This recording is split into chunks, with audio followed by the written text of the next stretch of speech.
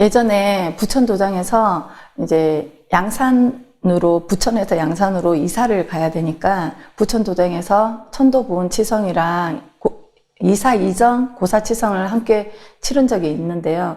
인터넷 부동산을 뒤져가지고 집을 딱 보는데 한일 유엔아의 아파트가 이제 컨택이 된 거예요. 보니까 사진이 올라왔는데 굉장히 집이 좋은 거예요. 우리가 원하는 가격에 그 집이 너무 좋은 거예요. 그래서 양산 북부도장에 신앙하고 있는 도생님 한 분한테 부탁을 해가지고 나 그쪽으로 이사 가야 되는데 그분이 이렇게 지간이었어요. 수맥이 흐르는지 잘 볼 수 있는 그런 분이었는데 내가 그쪽에 갈 수가 없으니까 대신 가서 좀 봐달라. 왜냐하면 그때는 아버지가 모시고 살았는데 아프셨어요. 그래서 수맥이 있고 이런 집에 이사를 가면 안 되니까 그분한테 부탁을 해서 가서 봐달라 이래서 부동산이랑 연결을 해드렸더니 그분이 이제 전화가 온 거예요.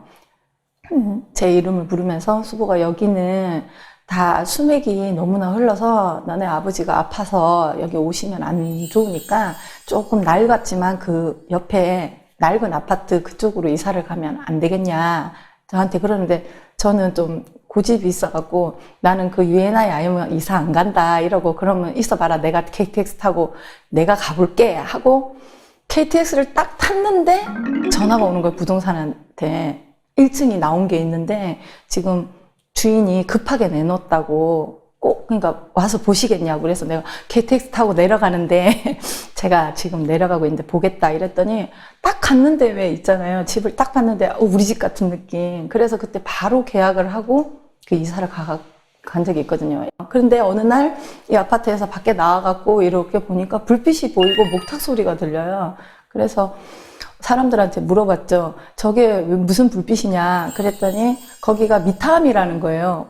미타암은 어릴 때 내가 다녔던 절인데 왜 여기에 있냐 이랬더니 알고 봤더니 제가 어렸을 때 여기가 양산 통도사라면 이 산을 천성산을 이렇게 넘어가야 돼요. 넘어서 여기가 미타암이 있는데 제가 어릴 때 이모들이랑 다녔던 절이 이 미타암이었던 거예요.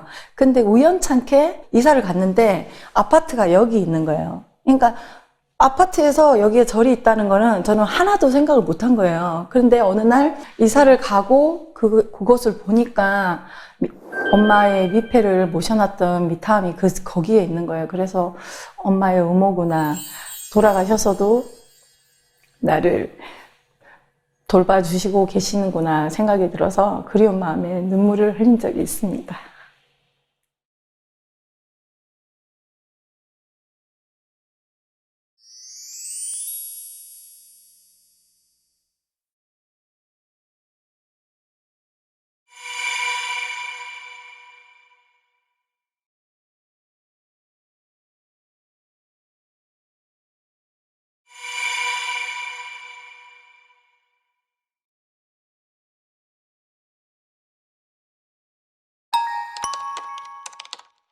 가족이 어떻게 보면 저 하나 증산도 신앙을 하게 만들기 위해서 조상님들이 아주 지금 생각해보면 많은 레파토리를 만들어 놓으신 것 같아요, 이미. 왜냐하면 아버지도 3살, 5살 때 부모님이 저희 아버지, 할머니, 할아버지가 돌아가셔갖고 아버지도 할머니 손에 크셨대요. 그러니까 저한테는 증조 할머니잖아요.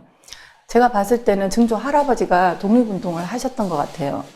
그러니까 증조 할머니가 어린 자기 손자를 학교를 가면 일본어를 가리키니까 그거를 못 배우게 하시기 위해서 이제 소를 먹이면 이렇게 학교를 안 가면 학교에 안 가는 이유가 있어야 되니까 그걸 시키신 거예요. 소를 먹이게 하고 밤이면 새끼소를 마을에 이렇게 모여서 새끼를 꼬았는데 그 어린 지금 생각해보면 6, 7살 그 어린 손자를 학교를 안 보내려고 그 일을 할머니가 시키신 거예요. 그래서 아버지가 초등학교 시절, 그러니까 글을 배우지 못하셔갖고 굉장히 힘든 삶을 사셨던 거예요. 글만 알았으면 직업도 편한 직업을 할 수가 있을 텐데 글을 모르셔갖고 6.25 참전을 했는데 6.25에 이제 전쟁 상황일 때 글을 모르시니까 작전명 같은 게 이렇게 암호되는 거 있잖아요.